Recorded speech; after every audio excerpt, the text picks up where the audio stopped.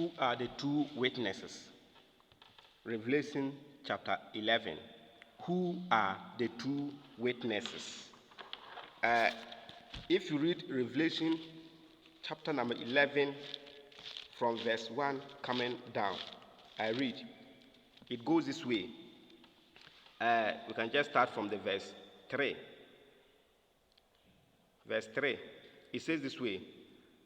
And I will give power to my two witnesses, and they will prophesy. And they will prophesy for 1260 days. That's 1,260 days, clothed in sackcloth. These are the two olive trees and the two lampstands that stand before the Lord of the earth. If anyone try to harm them, fire comes from their mouth and devour their enemies. This is how anyone who wants to harm them must die. These men have power to shut up the sky so that it will not rain during the time they are prophesying, and they have power to turn waters into blood and to strike the earth with every kind of plague as often as they want. So you have seen that they have mentioned two witnesses at the end time. That is during the tribulation. God is going to send two people, two witnesses who will come and then they will take over the ministry as the church is being raptured. These are the people who will also come and continue to prophesy and preach the gospel to the people. So the question is, who are these two witnesses? Who are these two? There are a lot of views, some views concerning these two, which we are going to look at. If you look at it, Elijah is just one of them that everybody knows because the Bible specifically mentions Elijah. If you read Malachi chapter number 4, Malachi verses 5, let's read there so that we confirm that Elijah is just a constant figure. But the second person is always the problem.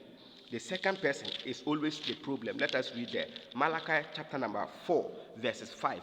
It says this way, see, I will send you the prophet Elijah before that great and dreadful day of the Lord comes.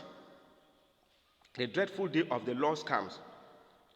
You see, I will send the dreadful day. Which day is that? That is the great tribulation. That is what is called the dreadful day. So you see that the Bible specifically mentions that Elijah will come. Even some time ago, Jesus' disciples asked him. The Pharisees and then the scribe teaches that Elijah must come. If you read this place, you see it. Matthew 17, verses 10 through 14. We can read. Let us read. Matthew 17, verses 10. Matthew chapter number 17. Okay, I think it reads this way. Verses 10. The disciple asked him, why then do the teachers of the law say that Elijah must come first? Let's hear the reply. Jesus replied, to be sure, Elijah comes and will restore all things. Have you seen? But I tell you, Elijah has already come, and you did not good. So let us look at this place. So we are sure that the first person or one of the two witnesses is Elijah, because the Bible specifically mentions that it is Elijah. But as at whether the person will be the actual Elijah that will come back, or the person will carry the spirit of Elijah, this one will be another tip for another time. You can listen to it later on. After this one, I will upload that one too. Whether the person is coming, Elijah himself will come, or the person will carry the spirit of Elijah. Good. So these personalities, we know one of them to be Elijah. So Elijah is constant. But the other person that is not mentioned, that is where people are now speculating who that person is. So these are the other suggestions that people said. One, Other people say the second person is Enoch. That is what some people said, that the second person is Enoch. So they are saying that that view is saying that Elijah and Enoch. So we know the first person is Elijah, but the second person is questionable. The second person is question. We don't know. That is a question mark. So the second person, this view says that Enoch is the second person. Good. Why do they say so? They believe that if you read Genesis chapter number 5, verses 24, and then Hebrews chapter 11, verses 5, you see that Enoch did not die. Enoch was raptured alive.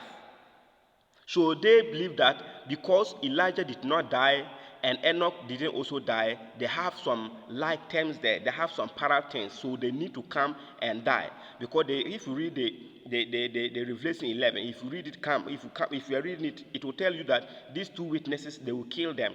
So they are having the speculation that they are having the belief that they must come and die before they go to heaven. So what they are saying is that it is a must that everybody should die before you go. But if you look at this view is not biblical. I'm not saying that it cannot be Elijah and Enoch, but the view that the two of them did not die, but so they must come and die, it's not biblical. That is what I'm trying to say. Because there are people who will not die and go. Because at the time of the rapture, those who will be alive at that time, the believers who will be alive at that time, they will not die.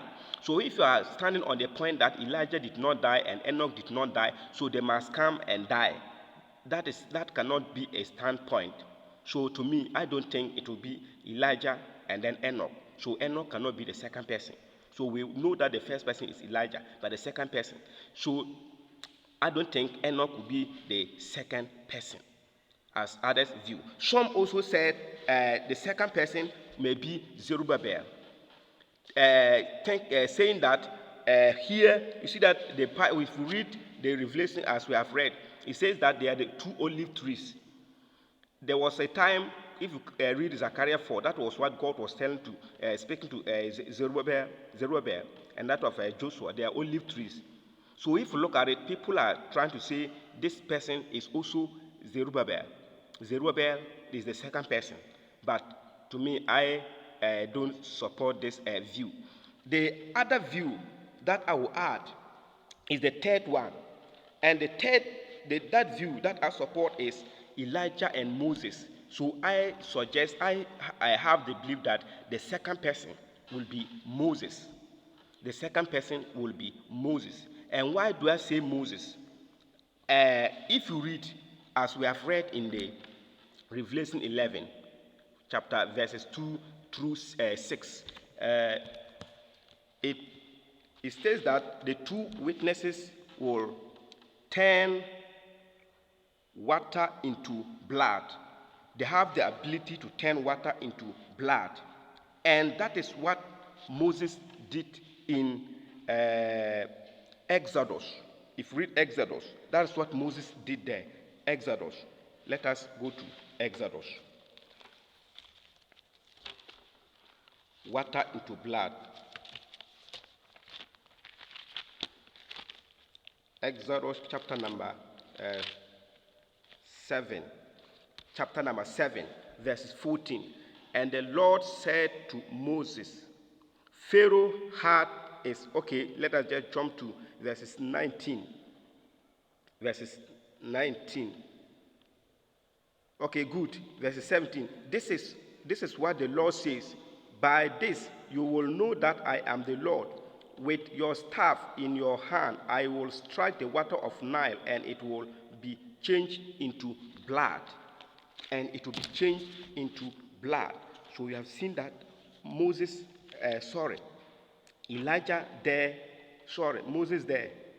has changed water into blood. And the same Revelation 11, it says what? They will have the ability to change water into blood. We can read there again. Let us read it again. Revelation 11, verses 3, coming down. Okay, verses 3 coming down. Let us start from verses 4. These are the two olive trees. Let's come to verse 5. If anyone tries to harm them, fire will come out of their mouth and devour their enemies.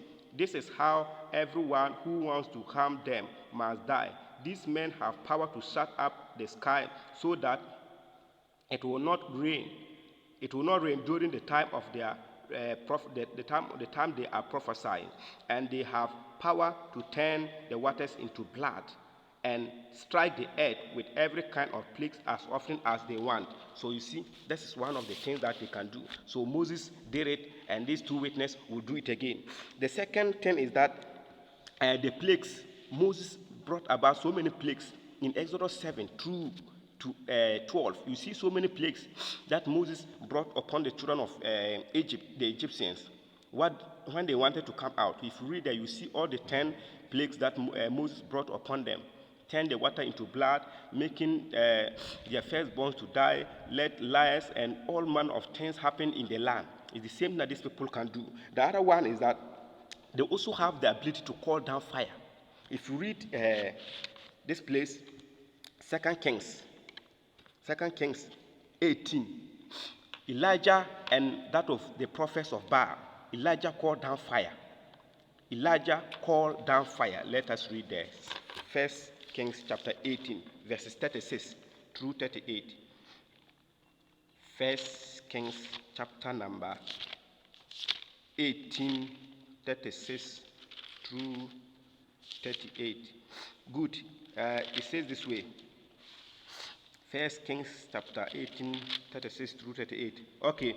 At the time of sacrifice, the prophet Elijah stepped forward and prayed, O Lord God of Abraham,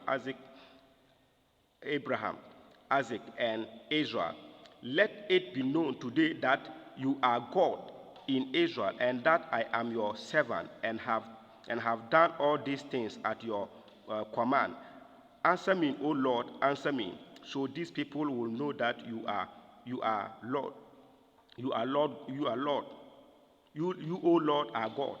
Okay, and that you are turning their hearts back again. Verse 38. Then the fire of the Lord fell down and burned up the sacrifice, the wood, and then the stones and soil, and also licked up the water in the trench. So you see here that Elijah also called down fire, just like that of the two witnesses will do. The other one, it says that they have the ability to shut up the heavens during the days of their time that they will be prophesying, so that it will not rain. And they are going to prophesy for 3.5 years. It is the same thing that Elijah did. If you read the same 1 Kings chapter 17, verses 1, you see that Elijah shut up heavens for 3.5 years, and there wasn't any rain. The same thing that Elijah did. So if you look at these two, the two things, they parallel. And Matthew chapter 17, when Jesus transfigured, two people appeared there, who? Moses and Elijah. And Moses definitely represents the law, and then Elijah, that is the prophets, as the Old Testament books where it was the division. So if you look at it, to me, I do believe that the second person of these two witnesses will be Moses, because of, if you look at their parallel works, because what the other one does is exactly what Elijah did, and he's coming to repeat the same thing. And if you look at the second person, what the second person is also doing is exactly what Moses did when he was on earth here. So he's also likely to come and repeat the same thing. So the second person in this the second person of these two witnesses is likely to be Moses. Good. Thank you for your time. May the living God